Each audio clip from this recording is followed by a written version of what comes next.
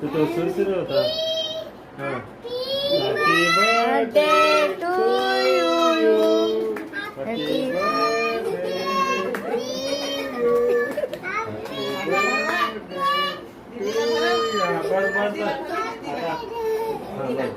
आता योग आहे ना तिला बरं थांब थांब तुला तिथं थांब दिदीला भरव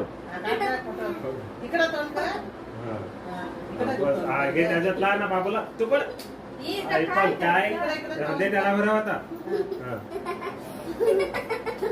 सगळ्यात